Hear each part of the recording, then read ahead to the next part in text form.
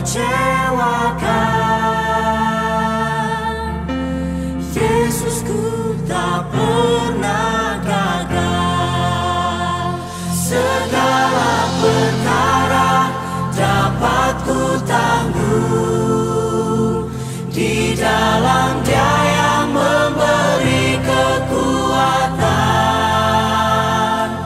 Tuhan Yesus penolong dan sahabat. Tetap percaya Tuhan setia.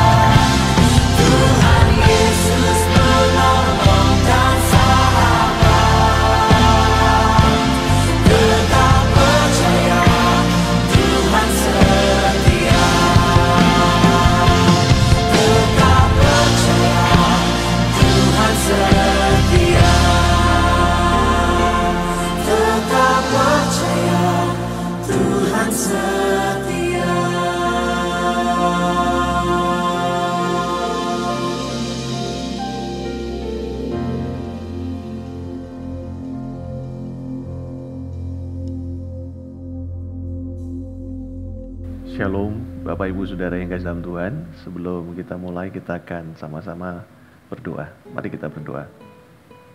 Berkati pemberitaan firman Allah dan sharing kehidupan yang akan kami simak bersama, pelajari bersama. Tuhan tolong kami supaya apa yang kami dengar dari firman Allah ini memberkati kehidupan kami, dan Allah Roh Kudus memampukan kami untuk kami melakukannya dalam kehidupan keseharian kami. Urapi kami, baik hamba-Mu yang menyampaikan maupun jemaat Tuhan yang mendengarkannya, dan siapapun kami yang menyaksikan siaran ini. Dalam nama Tuhan Yesus kami mengucap syukur dan berdoa. Amin. Bisa karena biasa. Itulah yang menjadi topik perenungan kita pada kesempatan ini, Bapak Ibu Saudara, adik-adik yang dikasih dalam Tuhan. Bapak Ibu Saudara yang dikasih dalam Tuhan, adik-adik, tidak mungkin seseorang menjadi profesional jika ia tidak membiasakan dirinya dalam satu bidang tertentu. Entah dalam bidang olahraga, pendidikan, atau profesi-profesi yang lain. Jadi Nggak mungkin seseorang itu menjadi profesional kalau dia tidak membiasakan dirinya pada satu bidang tertentu. Menarik sekali dengan apa yang dikatakan oleh seorang hamba Tuhan dan juga pakar kepemimpinan yang terkenal yang bernama John Maxwell. John Maxwell berkata begini, pada mulanya adalah kebiasaan. Kebiasaan akan membentuk kita dan akhirnya kebiasaan itu adalah pribadi kita. Saya ulangi, pada mulanya adalah kebiasaan, kebiasaan akan membentuk kita dan akhirnya kebiasaan itu adalah pribadi kita. Oleh karena itu, Bapak Ibu Saudara yang kasih dalam Tuhan, adik-adik yang kekasih, mulai hari ini, mari kita latih pikiran kita dengan hal-hal yang positif. Kita isi pikiran kita dengan hal-hal yang positif dan itu akan menjadi kebiasaan kita dan kebiasaan kita akhirnya akan membentuk perilaku, pribadi, karakter kita. Berikut adalah sebuah kisah yang menarik yang menceritakan bagaimana berharganya sebuah hal-hal yang dilakukan dari sejak kecil, maksudnya hal-hal yang dimulai dari kecil, betapa berharganya hal itu dilakukan hingga akhirnya menjadi sebuah kebiasaan yang bisa menjadi berkat bagi orang lain. Dikisahkan di satu tempat di Tiongkok pada zaman dahulu, Bapak Ibu Saudara. Ada seorang panglima perang yang memiliki keahlian khusus dalam bidang memanah. Karena dia jago panah dan menurut dia tidak ada orang yang bisa mengalahkan keahliannya dalam hal memanah, maka dia ingin mempertontonkan keahliannya itu kepada rakyatnya. Jadi dia memerintahkan kepada prajurit-prajuritnya untuk menyiapkan sebuah papan sasaran dan 100 buah anak panah. Setelah semua perlengkapan disiapkan dan perlengkapan panah itu sudah dipegang oleh sang panglima, akhirnya dengan tegak dan gagah berdiri, dia berjalan memasuki arena tempat di mana dia akan mempertontonkan keahlian memanahnya. Sementara rakyat yang ada sudah datang dan siap untuk menyaksikan betapa hebatnya panglima mereka nantinya. Dan singkat cerita saudaraku, mulailah sang panglima mulai menarik busur panahnya dan melesatkan satu demi satu anak panah tersebut. Mulai dari anak panah pertama, kedua, ketiga, sampai akhirnya anak panah yang terakhir, anak panah yang ke-100. Dan semuanya tepat mengenai sasaran. Rakyat yang menonton peristiwa itu saudaraku, mereka bersorak-sorai, mereka berkata, hebat, hebat, panglima hebat, hebat. Bahkan mungkin dengan kata-kata tambahan seperti kalau kita lagi nyatakan sesuatu excited kita dalam gereja ya, hebat, luar biasa, kayak gitu ya. Jadi mereka berkata, hebat, panglima hebat, hebat, luar biasa, panglima jago, nggak ada yang ngalahin. Mungkin di antara banyak orang, mungkin ada orang Ambon di sana, saya nggak ada lawan, nggak ada lawannya, kira-kira gitu ya sudah. Tapi ini kan cerita. Nah, waktu panglima mendengar sorakan itu, dia membesungkan dadanya. Dan kemudian dia berkata kepada rakyatnya, hai rakyatku, tidakkah kalian melihat betapa hebatnya aku? Dan tidak ada seorang pun seantero negeri ini yang bisa menyamai keahlianku, kejagoanku dalam hal memanah. Bukankah demikian? Rakyat bersorak bersama-sama, benar, betul, tidak ada yang seperti panglima. Panglima hebat, panglima jago. Di tengah-tengah teriakan orang banyak saudaraku, tiba-tiba ada satu suara yang tidak mau kalah. Suara itu berasal dari seorang tua penjual minyak. Dan orang tua ini berteriak di tengah-tengah, di antara jeda orang berhenti berbicara berteriak, dia langsung berteriak sendiri. Langsung dia berkata begini, "Panglima, tunggu." Wis, berani saudara. Panglima memang hebat. Tetapi kepandaian panglima itu hanyalah keahlian yang didapat dari kebiasaan kecil yang dilatih berkali-kali. Orang banyak yang mendengar teriakan si penjual minyak yang udah usia tua ini pada bengong semua saudara. Mereka saling noleh satu dengan yang lain sembari bertanya, maksudnya apa ya si bapak tua itu ngomong seperti itu? Berani-berani amat dia ngomong kayak gitu. Kayaknya dia mau cari mati ya. Maksudnya apa sih? Akhirnya saudara, orang banyak malah berbalik menghina bapak tua penjual minyak ini. Mereka nggak responi, mereka memberikan respon yang negatif. Mereka katakan, dosa udah tua bangka, cari perkara, pengen mati lah apa segala. Tapi tiba-tiba bapak tua ini berkata begini, "Tunggu sebentar." Dia bangkit berdiri, Bapak Ibu Saudara. Lalu dari dalam kantongnya dia mengeluarkan sebuah koin kuno. Koin kuno ini di tengahnya ada bolongnya. Lalu dia mengambil sebuah botol minyak yang kosong yang berbentuk guci, botol zaman dulu ya, botol minyak zaman dulu yang sedang berbentuk guci. Lalu uang koin yang bolong itu, koin kuno, diletakkan di atas mulut botol tersebut. Kemudian dia mengambil timba dan dia mencedok minyak yang kebetulan pada waktu itu dia lagi bawa. Namanya juga penjual minyak, saudara. Jadi dia ambil timba, dia cedok minyak, kemudian dia mulai menuangkan ke dalam botol minyak tersebut, saudara. Dia menuangkan di atas koin yang ada di atas mulut botol. Dia menuangkan minyaknya pelan-pelan dengan penuh kehati-hatian. Akhirnya botol minyak itu penuh. Dan yang luar biasanya, saudara, di permukaan koin itu tidak ada tumpahan minyak setetes kecil pun. Orang-orang yang menyaksikan peristiwa itu, mereka sangat berdecak kagum. Wow, ini benar-benar luar biasa. Ini benar-benar hebat.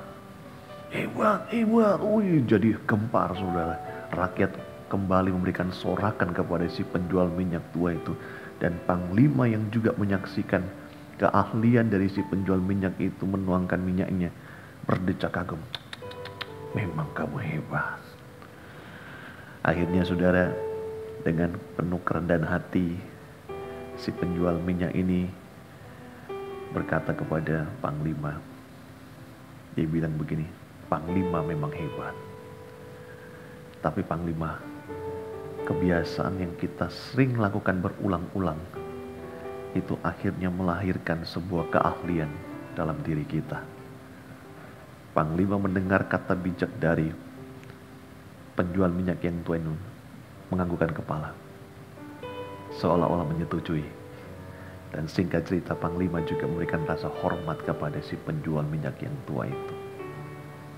Jadi bisa karena biasa.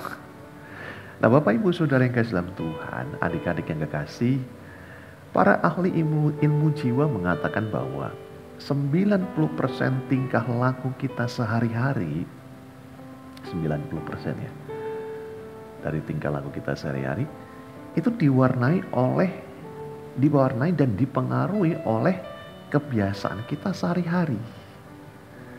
Jadi perilaku kita hari ini itu merupakan hasil dari apa yang kita bangun di waktu-waktu yang lalu, dari hari ke hari, terus menerus, ulang berulang.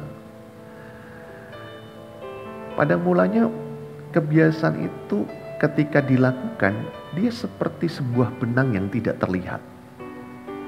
Tapi karena terus-menerus dilakukan dari hari ke hari, minggu ke minggu, bulan ke bulan, tahun ke tahun bahkan, akhirnya benang tersebut menjadi sebuah tali. Dan lama-lama akhirnya menjadi sebuah tambang yang kuat. Setiap kali sebuah tindakan diulangi, maka itu namanya kita sedang menguatkan tindakan tersebut dalam diri kita. Itu sebabnya hari ini saya mau mengajak kita semua, mengajak saudara, mengajak diri saya ingin mengencourage kita semua, mendorong kita semua termasuk saya. Mari kita mulai kehidupan kita, tidak ada kata terlambat Bapak Ibu ya. Mari kita mulai kehidupan kita dengan mengisi pikiran kita dengan hal-hal yang positif. Dengan hal-hal yang baik, khususnya dengan hal-hal yang sesuai dengan firman Allah. Sebagaimana yang firman Tuhan katakan di dalam Filipi pasal 4 ayat yang ke-8. Filipi 4 ayat 8 berkata demikian. Jadi akhirnya saudara-saudara, semua yang benar, semua yang mulia, semua yang adil, semua yang suci, semua yang manis, semua yang sedap didengar, semua yang disebut kebajikan dan patut dipuji, pikirkanlah semuanya itu. Ada 8 ajakan yang Rasul Paulus sampaikan kepada para pendengar, para pembaca dan juga kepada saudara dan saya pada kesempatan ini. Dia mengajak kita untuk apa? Memikirkan yang benar. Yang kedua adalah yang mulia, ketiga adalah yang adil, 4 yang suci, yang kelima adalah yang manis, yang keenam yang sedap didengar, yang ketujuh adalah kebajikan, dan yang kedelapan yang patut dipuji.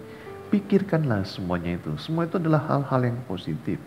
Kalau kita terus memikirkan dari hari ke hari, maka hal itu akhirnya menjadi perilaku kita. Mulanya adalah kebiasaan, dan kebiasaan itu akhirnya menjadi perilaku kita. Nah, yang menarik dari ayat ini begini, saudara. Ayat ini ditulis oleh Rasul Paulus justru pada waktu dia sendiri berada dalam kondisi yang, kalau boleh dikatakan, secara manusiawi layak untuk dia berontak. Rasul Paulus menulis surat Filipi ini ketika dia berada dalam penjara di sebuah rumah di kota Roma.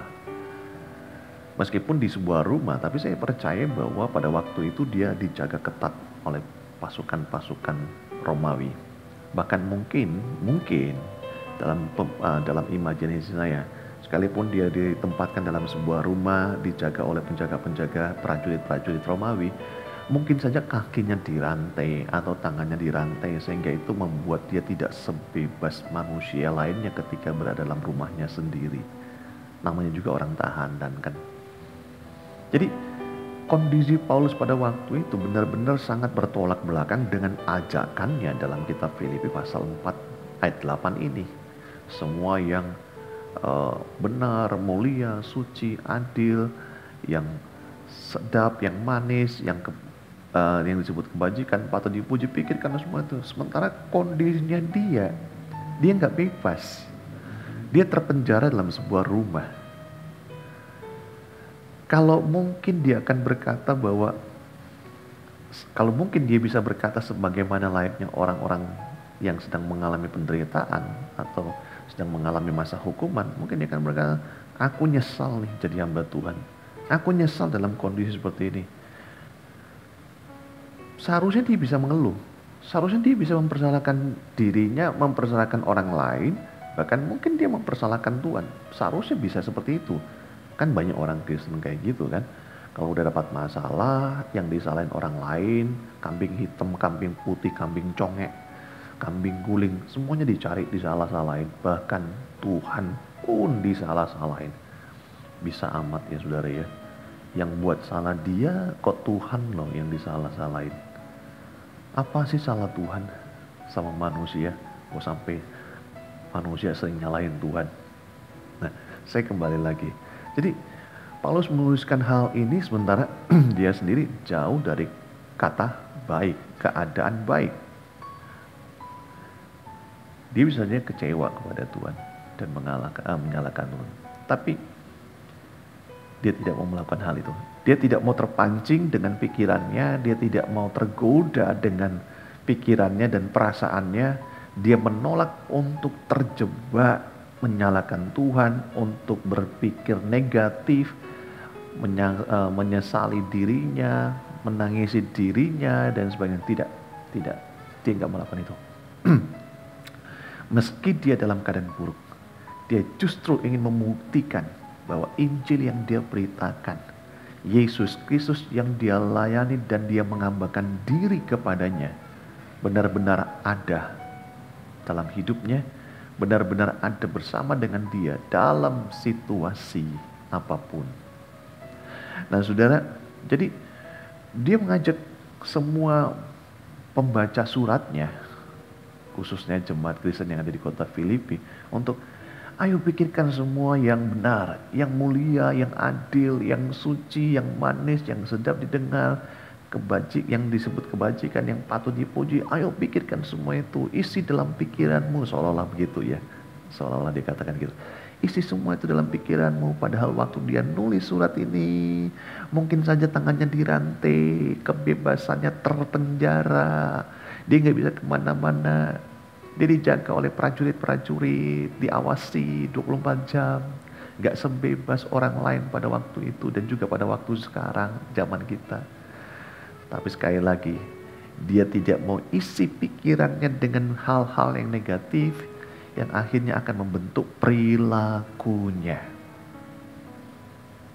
Nah Bapak Ibu Saudara yang kasih dalam Tuhan, itu sebabnya sekali lagi saya ingin mengatakan kepada kita semua termasuk diri saya, mari kita mendorong dan menyemangati diri kita untuk selalu berpikir positif. Sehingga hal-hal yang positif tersebut akhirnya membentuk perilaku kita yang baik, yang benar, dan berkenan di hadapan Allah. Nah ini yang keren saudara. Jangan sebaliknya. Jangan membiarkan pikiran kita diisi oleh hal-hal yang negatif, yang akhirnya membentuk perilaku kita, membentuk diri kita. Saya kasih salah satu contoh hal-hal negatif yang seringkali tanpa kita sadari kita ucapkan dalam kehidupan kita, dan mungkin dalam kesempatan tertentu kita ngulangi lagi ngucapin hal tersebut. Misalnya gini, saya mah orang biasa, saya bukan siapa-siapa, mana mungkin saya bisa ngelakuin itu, gak mungkin lah. Nah saudara tahu gak, kadang-kadang kita menganggap kita bukan siapa-siapa, entah mungkin karena kita mau merendahkan diri dalam tanda kutip di hadapan orang lain, atau mungkin karena memang kita merasa memang kita nggak ada apa-apanya, kita nggak punya keahlian khusus, kita nggak sebanding dengan orang lain yang punya kemampuan, punya keahlian khusus. Pokoknya apapun alasannya, ketika kita mengucapkan kata-kata yang seperti itu, tahu nggak saudara, kalau kalimat-kalimat seperti itu sering diucapkan, akhirnya membuat kita jadi apa? Rendah diri, jadi pemalu, jadi minder, jadi orang yang berperilaku introvert, senangnya sendiri, puas dengan diri sendiri, nggak berani gaul dan sebagainya. Kan sayang saudara. Padahal dengan kita bisa bersosialisasi, berkomunitas, kesempatan demi kesempatan, peluang-peluang Tuhan itu ada di sana, berkat-berkat Allah juga ada di sana. Kita bisa menjadi berkat bagi orang lain, komunitas. Jadi sekali lagi, mari isi pikiran kita dengan hal-hal yang positif, dan itu akan membentuk perilaku kita. Jangan yang negatif. Jangan selalu berkata, saya nggak punya harapan, saya nggak bisa berubah lagi dah. Kayaknya dia udah nggak bisa berubah nih. Saya nggak bisa, saya udah terlalu tua. Atau mungkin ada yang berkata, saya masih muda, masih belum bisa seperti dia. Atau ada juga yang berkata, setiap kali mau ngelakuin sesuatu dia bilang, wah ini sulit nih, susah nih, gak bisa. Belum aja ngelakuin, sudah ngomong susah. Begitu lihat langsung ngomong susah, sulit, gak bisa. Padahal belum dicoba. Nah itu anak-anak yang biasanya suka gitu tuh, anak-anak. Ya meskipun orang tua juga ada, ya kan? Susah, enggak bisa. Atau saya begini karena orang lain, karena papa saya, karena mama saya, karena ya guru saya, karena teman saya. Selalu menyalahkan situasi, orang lain disalahkan. Dan Ya kondisi saya seperti ini ya karena pimpinan saya, karena ya orang-orang sekitar saya lah yang bentuk saya. Ya jadi beginilah, maklumilah. Kita anggap itu hal yang biasa, kita anggap itu hal yang lumrah, orang lain melakukan. Tapi tahu nggak, statement-statement seperti itu secara nggak langsung itu membentuk kebiasaan dan akhirnya jadi perilaku. Ingat tadi yang dikatakan oleh pakar kepemimpinan dan juga hamba Tuhan John Maxwell. Awalnya adalah hal-hal yang biasa kok. Hal-hal yang biasa. Dan kebiasaan itu akhirnya membentuk kita. Lalu kebiasaan itu menjadi pribadi kita. Nah karena itu Bapak Ibu Saudara, sebagai penutup dari sharing kehidupan kesempatan ini, saya ingin sekali lagi untuk ketiga kalinya mendorong kita semua, termasuk diri saya, mengencourage kita. Ayo kita mulai hari ini, nggak ada kata terlambat. Isi pikiran kita dengan hal-hal yang positif. Kita baca firman Tuhan, baca Alkitab saudara. Setiap hari usahakan ada saat teduh dalam kehidupan saudara. Baca Alkitab, kemudian apa yang saudara baca, saudara perkatakan, dan saudara praktekkan di sepanjang hari itu. Kalau saudara terus melakukan hal ini, maka hal tersebut akan menjadi perilaku saudara, akan bentuk perilaku saudara, bentuk kepribadian saudara. Jadi, mari kita awasi pikiran kita. Bisa karena biasa. Dimulai dari hal yang kecil, terus menerus dilakukan menjadi perilaku dalam kehidupan kita. Dan orang mengenal kita dari apa? Perilaku kita. Bisa karena biasa. Mulailah isi dengan hal yang positif hidupmu, pikiranmu, dengan firman. Supaya karakter kita menjadi seperti karakternya Tuhan Yesus. Amin. Mari kita berdoa. Kami bersyukur Tuhan, firman-Mu yang sederhana mengajarkan kami pada kesempatan ini untuk kami mulai memikirkan hal-hal yang positif dalam hidup kami, dan kami mulai melakukan hal-hal yang positif tersebut khususnya dari apa yang kami baca dan kami dengar dari firman Tuhan. Kami praktekkan hal tersebut dari hal-hal yang kecil, akhirnya lama-kelamaan menjadi sebuah kebiasaan, dan kebiasaan ini akhirnya menjadi perilaku kami. Dan orang melihat, mengenal kami dari perilaku kami. Tuhan tolong kami, siapapun kami, tidak ada kata terlambat untuk berubah. Kami akan ambil komitmen mulai saat ini untuk kami berubah. Kebiasaan-kebiasaan buruk kami, kebiasaan-kebiasaan memikirkan hal-hal negatif, perasaan-perasaan negatif, kami mau belajar untuk menaklukkannya, kami belajar mau menyalibkannya, dan kami ganti dengan hal-hal yang positif, pikiran-pikiran yang positif, dan kami praktekkan dalam kehidupan kami sehari-hari, dan itu akhirnya menjadi perilaku kami.